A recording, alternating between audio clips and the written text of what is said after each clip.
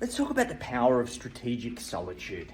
So I got into Cebu yesterday, here for 2 weeks, here at a conference run by a good friend of mine, Dale Beaumont, and taking a couple of weeks out just to relax. I typically take 2 weeks out every quarter.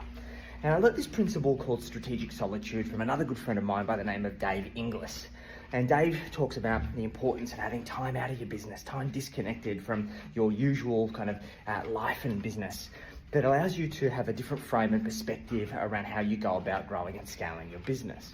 Now, what I've personally found is that when I take this time out of my business, which is usually completely cleared the calendar, uncontactable, the only person that can contact me is my leadership team if there's kind of dire straits emergencies, or my executive assistant, but typically they have to go about trying to resolve things themselves before they reach out to me individually.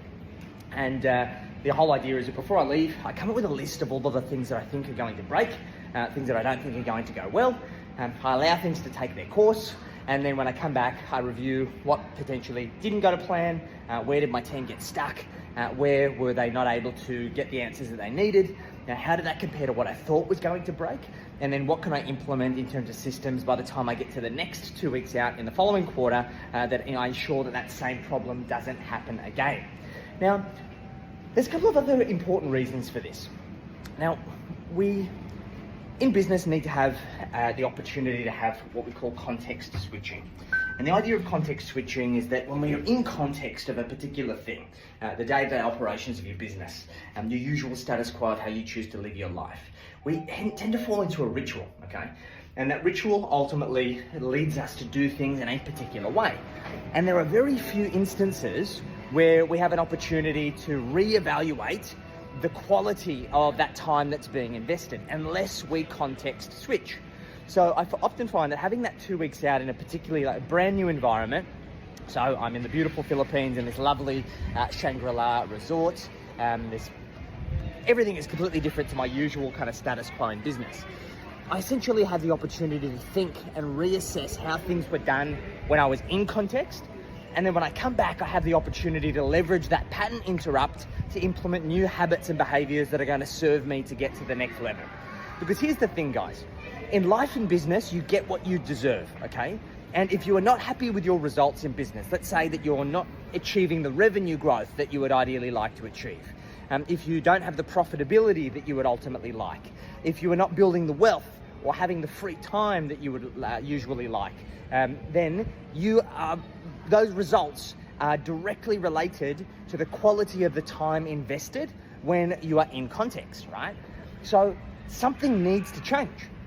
You need to identify what needs to change. And that's incredibly hard to do when you are on the coalface and you are going through the motions of doing the work. We are subjective creatures, and when we are in that particular zone that we are trying to optimize, it is incredibly difficult for you to be able to see the way out when you are stuck in that particular situation. So by having that time out of your business, even if you feel like your business can't allow you to have that time, will give you fresh perspective.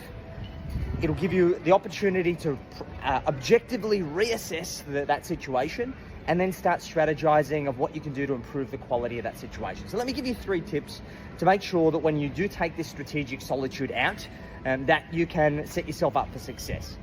So 1, make sure that the change and the environment that you are context switching into is extreme. So I'm on the complete opposite side of the world, at a beautiful resort, very relaxing, and basically it's the perfect environment for me to be able to reassess my situation.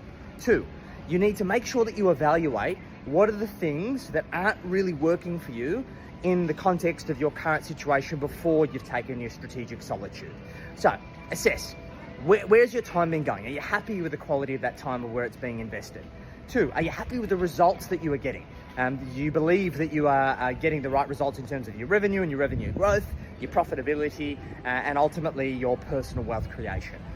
And 3, make sure that you have a strategy supported with tangible actions that when you get back into your business, that you can go and implement. Remember that your cash flow will follow your calendar.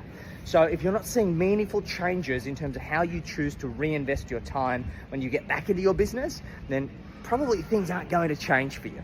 So looking forward to getting into first session of the conference, and I'll be sharing my insights with you guys over the next couple of days. But let me know What do you think you could benefit from if you implemented strategic solitude in your business? And where do you think you could move the needle most? Catch you soon.